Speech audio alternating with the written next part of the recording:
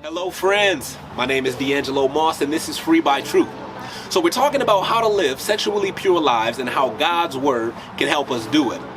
So today I want to answer a question that took me years to understand. And that is, how can you avoid being tempted? You know, I used to ask myself this question all the time because typically temptation would come when I'm just minding my own business, right?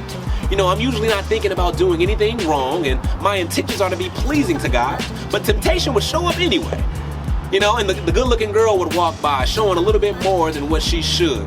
Or maybe they show something on TV or on a movie that is a little bit questionable, but 2 hours later I'm the one looking at porn, right? And here comes the shame and here comes the condemnation and everything that goes with that.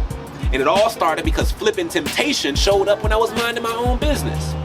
So this led me on a journey to discover the key to avoiding temptation. And that journey led me here to this place. And no, this is not the church. Behind me is the cemetery. You see, everyone here has figured out how to overcome temptation. They don't have to deal with it anymore. But you know what? They all had to die to do it. I'm sorry to tell you, but death is your only ticket to freedom from temptation. But as long as you're living, temptation is something that you have to deal with. Now listen, I know that this may seem like bad news for some of you, but I want to use this moment to teach you a lesson that I had to learn about temptation's role in the life of a Christian. You know, do you remember when you were in school and your professor would say to everybody, close your books, we're having a pop quiz.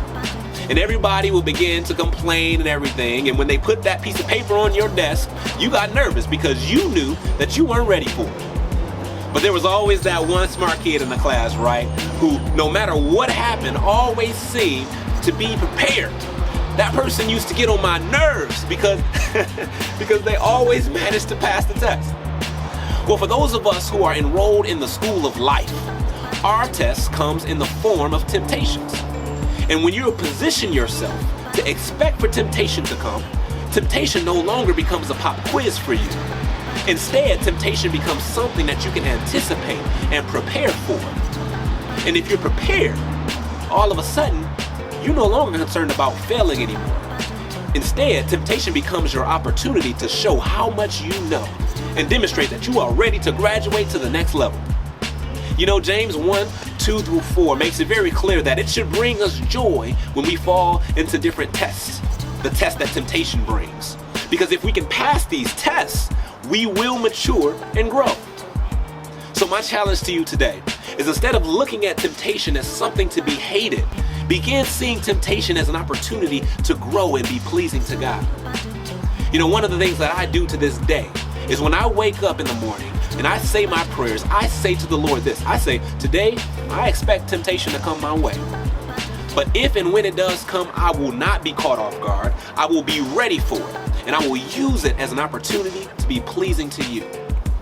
You know, someone once told me that it's better to be prepared without an opportunity than to have an opportunity and not be prepared. I believe that's true. So listen, we now know that temptation is our opportunity to be pleasing to God. But in the next video, I want to talk about how can we prepare ourselves for temptation's opportunity when it presents itself. Because we want to pass this test with flying colors. So listen, as always, if you agree with this message or want to hear more of it, like and subscribe to this page.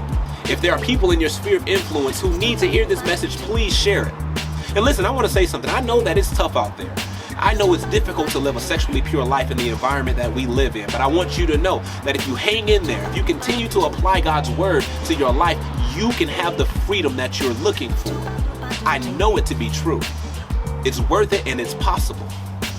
So listen, I want you to know I love you and I want to see you successful. And if there's anything that I can do to help you out, please feel free to reach out to me. But I want you to stick around because next week we're going to bring more truth that's going to help set the people free. All right? I love you. See you soon. Peace.